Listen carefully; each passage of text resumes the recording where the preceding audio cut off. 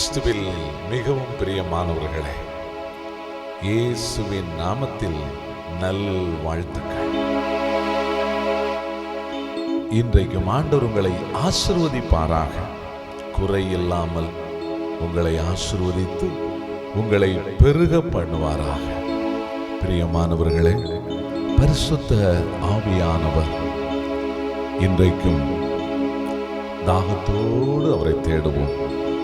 பரிசுத்த ஆவியானவரே, அக்கினியாய் இறங்கி வாரும், என் உள்ளத்துல வாரும், என்னை பலப்படுத்த வாரும், என் வாழ்க்கையில் இருக்கிற எல்லா விதமான தீமைகளை சுட்டரிக்க வாரும், உம்முடைய இரத்தத்தை என் மீது தெளிப்பீராக என்று சொல்லி வாஞ்சையோடு பாடி பரிசுத்த ஆவியானவரை வரவேற்று அவரை நாம் மகிமைப்படுத்துவோம். அக்கினியே, தேவக்கினியே, என்னை நிரப்புமப்பா, என்னை நிரப்புமப்பா.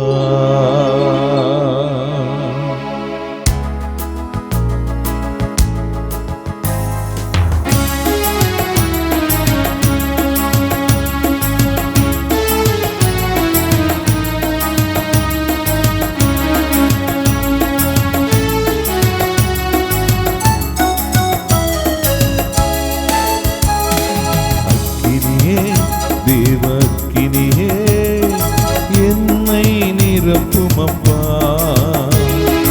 என்னை நிரப்புமப்பா. அக்கினியே, தேவக்கினியே, என்னை நிரப்புமப்பா, என்னை நிரப்புமப்பா.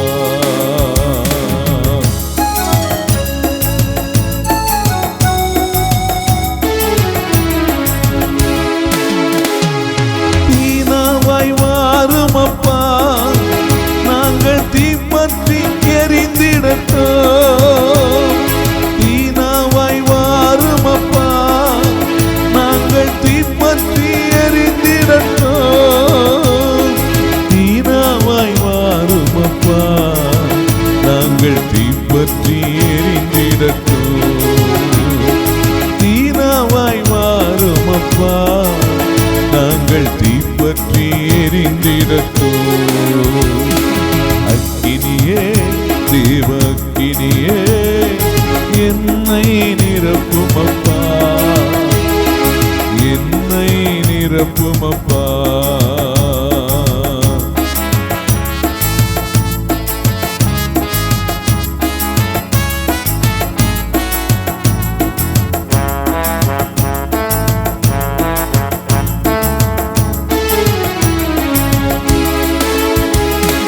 சுட்டரிக்கும் நெருப்பாக, சுடர்விடும் ஜோதியாக, சுட்டரிக்கும் நெருப்பாக,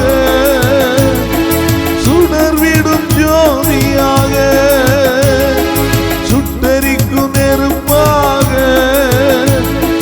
சுடர்விடும் ஜோதியாக, சுட்டரிக்கும் நெருப்பாக, சுடர்விடும் ஜோதியாக, சுட்டரிக்கும் நெருப்பாக, சுடர்விடும் ஜோதியாக. அக்கினியே, தேவக்கினியே, என்னை நிரப்புமப்பா, என்னை நிரப்புமப்பா.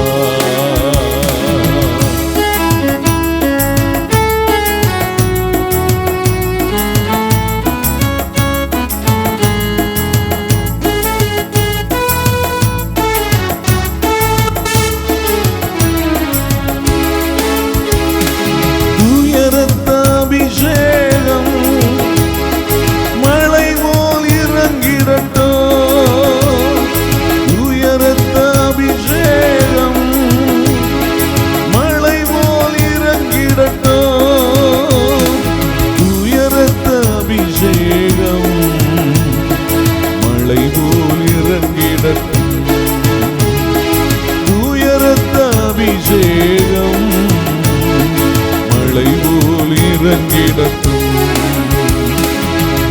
அக்கினியே தேவக்கினியே என்னை நிரப்புமப்பா,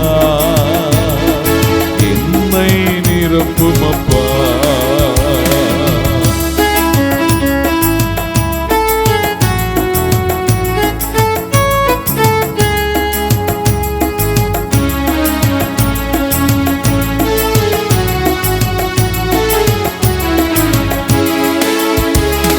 சாத்தானின் தீமைகளை முறியடித்து போடும் அப்பா, சாத்தானின் தீமைகளை முறியடித்து போடும் அப்பா, சாத்தானின் தந்திரங்களை முறியடித்து போடும் அப்பா, சாத்தானின் தந்திரங்களை முறியடித்து போடும் அப்பா, சாத்தானின் தீமைகளை முறியடித்து போடும் அப்பா.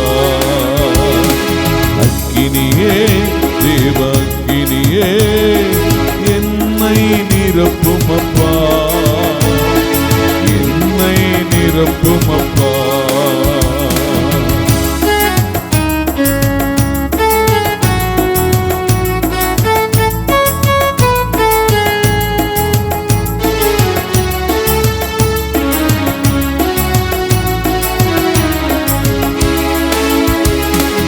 எரியும் நெருப்பாக என்னில் இறங்கும் அப்பா, எரியும் நெருப்பாக என்னில் இறங்கும் அப்பா, எரியும் நெருப்பாக என்னில் இறங்கும் அப்பா, எரியும் நெருப்பாக இறங்கும் அப்பா. அக்கினியே தேவக்கினியே என்னை நிரப்பும் அப்பா, என்னை நிரப்பும் அப்பா. அக்கினியே தேவக்கினியே என்னை நிரப்பும் அப்பா, என்னை நிரப்பும் அப்பா.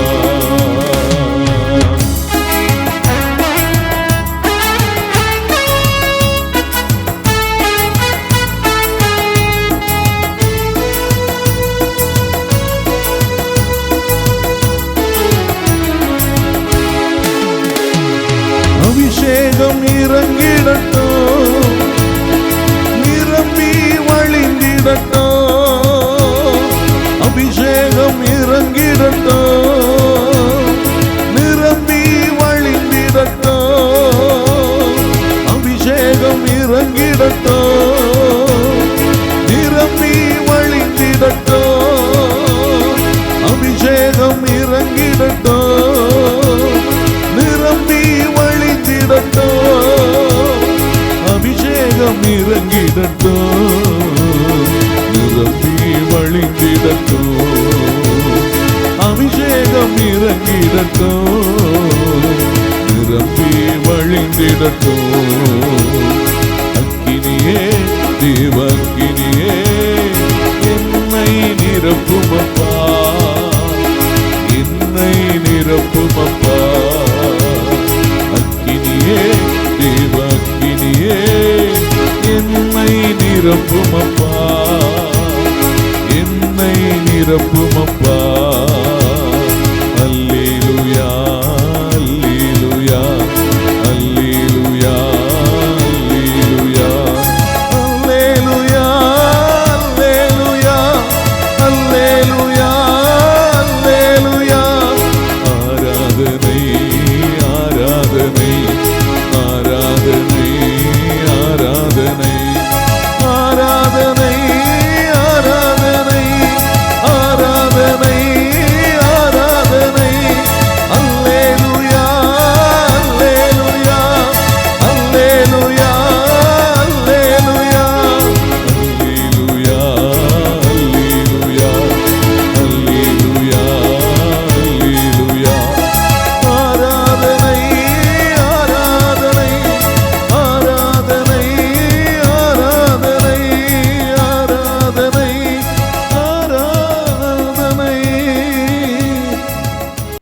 இயேசுவும் அன்புக்குரிய என் அருமை சகோதர சகோதரிகளே, இந்த நாளில் ஆண்டவர் உங்களையும் உங்கள் குடும்பங்களையும் நிறைவாக ஆசீர்வதிப்பாராக. அன்பார்ந்தவர்களே, இன்றைய நற்செய்தியை நாம் கவனிக்க அழைக்கப்படுகின்றோம். இந்த செவ்வாய்க்கிழமையில் புனித வாரத்திலே இயேசு நமக்கு ஒரு அருமையான ஒரு செய்தியை கொடுக்கிறார். யோவான் நற்செய்தி 13வது அதிகாரம். இந்த 13வது அதிகாரம் யோவான் நற்செய்தி மற்ற நற்செய்திகள் போல் அல்ல. யோவான் நற்செய்தியிலே பாதம் கழுவும் சடங்கு ஏறக்குறைய 4 சாப்டர்ஸ், 4 அதிகாரங்கள். காரணம், இந்த பாதம் கழுவும் சடங்கில் இயேசு அதிகமாக பேசுவதாக அங்கே கொடுக்கப்படுகிறது. 4 சாப்டர், அந்த 4 அதிகாரமும் இயேசு அந்த பந்தியில் அமர்ந்து பேசுவது கொடுக்கப்படுகிறது. மற்ற நற்செய்தியிலே அப்படி அல்ல. அங்கே பாதம் கழுவக்கூடிய அந்த நிகழ்வு மட்டும்தான் கொடுக்கணும். ஆனால் இந்த யோவான் நற்செய்தியில் மட்டும்தான் அவர் நிறைய காரியங்களை பற்றி இயேசு பேசுவது கொடுக்கிறது. அதனுடைய தொடக்கம்தான் இன்றைய நற்செய்தியாக கொடுக்கப்படுகிறது. 13வது அதிகாரத்தில் 20வது வசனம் முதல் இயேசு எப்படி பேசுகிறார் என்பது ராபோஜன விருந்திலே இயேசு அமர்ந்திருக்கிறார். இந்த நேரத்தில் ஒரு மிகப்பெரிய ஒரு நிகழ்வு அங்கே நடந்திருக்கிறது. ஒவ்வொருவருடைய மனநிலையும் வித்தியாசமாக. நீங்க இந்த நாடகத்துல பார்த்தீங்கன்னா டிவியில ஒரு வித்தியாசமான ஒரு படப்பிடிப்பு எப்படின்னா, அந்த ஒவ்வொருவருடைய இப்போ ஒருவர் தவறு செய்தவர் அங்கே நிற்பார், கண்டிக்கப்படக்கூடிய ஒரு நபர் அங்கே நிற்பார். ஆனால் அது தெரியாமல் அப்போ இந்த கேமராவை ஒவ்வொருத்தருக்கும் இருக்கிறப்போ ஒவ்வொருத்தருடைய அந்த உழப்பாகும் அவருடைய முகத்தில் அங்கே வாதனையாக வெளிப்படுத்தப்பட்டது. இப்பொழுது அதே ஒரு நிகழ்வு இந்த இயேசுடைய ராபோஜன விருந்தில் கொடுக்கப்படுகிறது. ராபோஜன விருந்திற்கு செல்கின்ற பொழுது இயேசு மனம் உடைந்தவராக, மனம் வெதும்பியவராக, மனம் முழுவதும் பாரமாக, ஆண்டவரே, என் தந்தையே, நான் இன்னைக்கு சாப்பிட போறதா என்னுடைய இறுதி. ஒரு மனிதனாக 33 ஆண்டுகள் இந்த உலகிலே வாழ்ந்து தன்னுடைய இறுதி உணவை இயேசு இப்பொழுது சுவைத்து செல்கிறார். தெரியும், இந்த உணவு சாப்பிட்டு முடிச்சதோட கையளிக்கப்பட போகிறேன் அவருக்கு தெரியும். ஆனால் இயேசு அதை வெளிக்காட்டிக் கொள்ளாமல் இங்கே சென்று கொண்டிருக்கிறார். அந்த வேளையில் அவருடைய சீடர்கள் மனநிலை எப்படி, சீடர்கள் எப்படி இந்த விருந்தை தயாரிப்பது, எப்படி உண்ணலாம்? பாஸ்தா விருந்து என்பது மிகப்பெரிய ஒரு விருந்து, நன்கு சாப்பிடக்கூடிய ஒரு விருந்து. அப்ப அவர்கள் சாப்பாட்டிலே மும்முரம் காட்டிக் கொண்டிருக்கிறார்கள். இறுதியாக அவர்களுக்கு ஒயின் வழங்கப்படும், திராட்சை ரசம் பருகுவார்கள். அப்போ ஒரு மிகப்பெரிய ஒரு விருந்து. அப்போ இயேசுடைய சீடர்கள் விருந்து உண்பதில் அவர்கள் கவனத்தோடு இருக்கிறார்கள். அங்கே இருந்த பெண்கள் என்ன செய்தார்கள்? ஆண்டவருக்கு சிறப்பாக கொடுக்கணும், ஒரு பாஸ்தா சிறப்பாக கொடுக்கணும் என்று அவர்கள் அங்கே தயாரித்து இருக்கிறார்கள். அன்பார்ந்தவர்களே, இயேசு இப்பொழுது தன்னுடைய சீடர்களை பார்த்து சொன்னார். அவங்க விருந்து கொண்டாடி இருக்காங்க, ஆனால் இயேசுடைய அன்புடைய வேறு விதமாக, இனிமேல் அப்பம் அல்ல என் உடல், இனிமேல் இது திராட்சை ரசம் அல்ல என் ரத்தம். இதை சீடர்கள் புரிஞ்சிருப்பாங்களா? காரணம் அவர்கள் கொண்டாட்டம். ஆனால் இயேசு அந்த வேறு சீடர்கள் எல்லாருக்கும் அப்பொழுது ஒருவர் அவருடைய பாத்திரத்திலே கையிடுகிறான். அவர் சொல்றார், இருந்தாப்பா என்னை காட்டி கொடுக்க போறான்னு சொல்லாம அவன்டே சொல்றாரு, செய்ய வேண்டிய வேலையை நேரம் போ. அவன் சாத்தானோடு செய்யும். காரணம், சாத்தானுக்கு இந்த இறைவனை, இந்த கடவுள் மனிதனாக உண்டு, அவர் பொதுவாழ்வை ஆரம்பிக்கப்பட்டு சோதிக்கும் அவர் பெரிதாகல. ஆனால் இப்பொழுது அவருடைய சீரழி பயணத்தின் பணத்திற்காக, வெள்ளி காப்புகளுக்காக அந்த சாத்தான் அந்த சீடரை பிடித்துக் கொண்டு செல்கிறது. ஆண்டவர் சொல்றாரு, செய்ய வேண்டியதை செய்ய போகிறார். அவருக்கு எல்லா அன்பார்ந்தவர்களை நினைச்சு பாருங்கள். உங்களை பாவத்துறை தேடிக்கொண்டிருக்கு. அப்பொழுது நீங்க ஒரு வீட்டுக்குள்ள, உங்க வீட்டுக்குள்ளே இருக்கிறீங்க. உங்களோட உள்ள ஒரு அண்ணன் தம்பி ஒருத்தன் உங்களை காட்டி கொடுக்க போறான்னு உங்களுக்கு தெரியுது. நீங்க அவர்கிட்ட சொல்லுவீங்களா, தம்பி போப்பா, நீ செய்ய வேண்டிய காரியம் நீ காட்டி கொடுக்க போ அப்படின்னு சொல்லுவீங்களா? அந்த ஆள் அங்கே வெட்டினால் வெட்டிடுவோம், இவனை விட்டாலே காட்டி கொடுப்பார். அதாங்க தெய்வம். அங்கே சொல்கிறார், நீ செய்ய வேண்டிய செய்ய.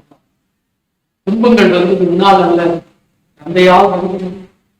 என்னுடைய பயணமே அதுதான், என்னுடைய நோக்கமே அதுதான். அன்பு இறை மக்களே, நம்முடைய துன்பங்களுக்கு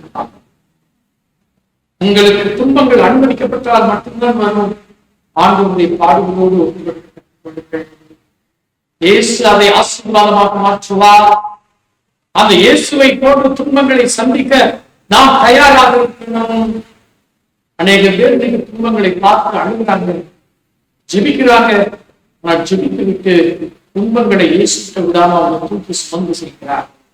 அதான் மீண்டும் நாம் அழைக்கிறோம். இங்கே இயேசு தன்னுடைய துன்பத்தை அவரே சுமக்கிறார். என் அன்பு மக்களே, அதன் பரிசு உயர்வு. நாமும் நம்முடைய துன்பங்களை மனம் போடாமல், ஆண்டவரே உடைய விருப்பம் இதுவென்றால் நான் சுமக்கிறேன். ஒரு நாள் உங்களுடைய துன்பத்தை ஆண்டவர் உயிர்ப்பின் மகிழ்ச்சியாக மாற்றுவார். ஆமென். ஆண்டவர் உங்களையும் உங்கள் குடும்பங்களையும் நிறைவாக ஆசீர்வதிப்பாராக. ஆமென். விடுதலை பயணம் 14ஆம் அதிகாரம் 13வது வசனம் வாசிங்க. மோசே மக்களை நோக்கி, பயப்படாதீர்கள், நிலை குலையாதீர்கள்.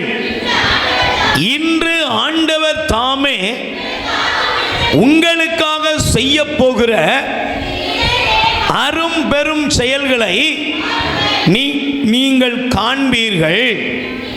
அல்லேலூயா. நல்ல கைகளை உயர்த்தி சொல்லுங்க. Price the Lord.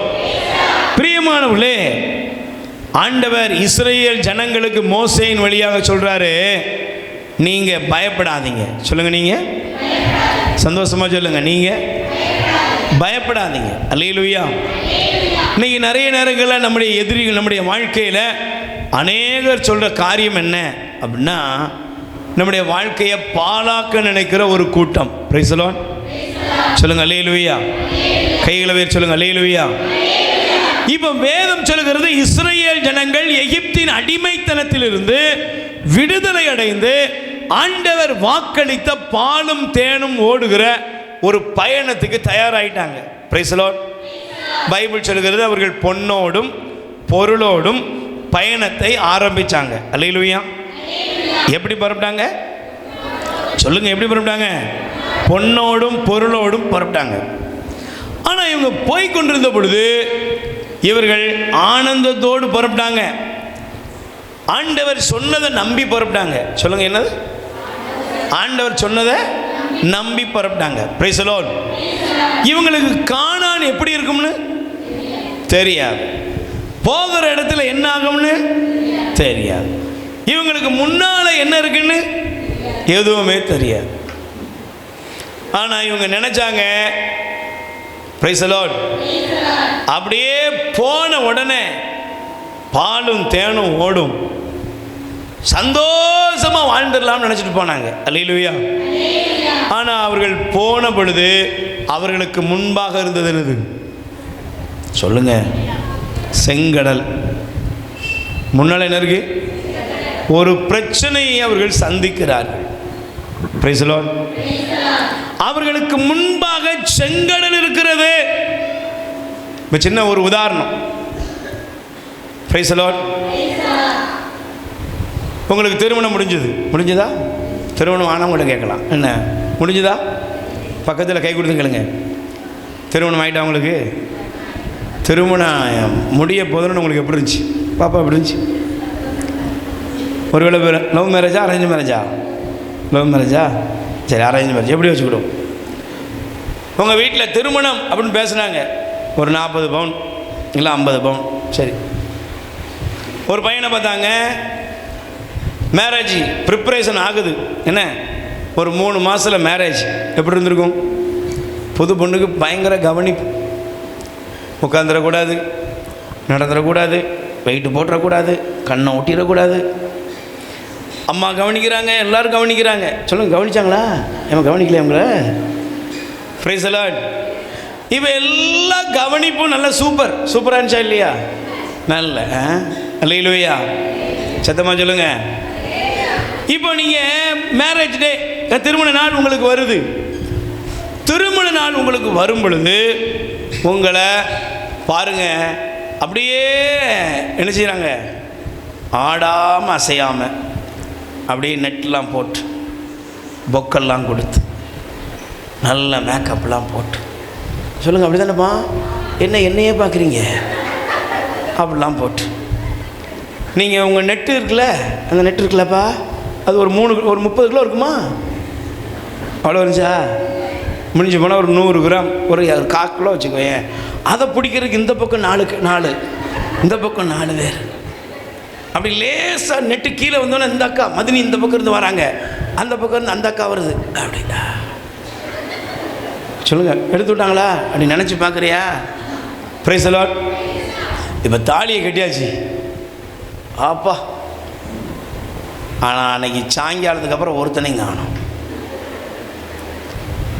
கூட வேணா 2 பேர், கொஞ்சம் கூடி போனால் 2 நாள் யாராவது நினச்சிக்கலாம் விருந்துக்கு வாங்கன்னு கூப்பிட்டுருப்பாங்க. பக்கத்தில் கை கொடுத்து கேளு. அன்னைக்கு கவனிச்சாங்கல்ல, இன்னைக்கு என்ன கவனிப்பு இருக்கு? காணான தேடி புறப்பட்டாச்சு. ஆனால் முன்னால் என்ன இருக்குது? சொல்லுங்க.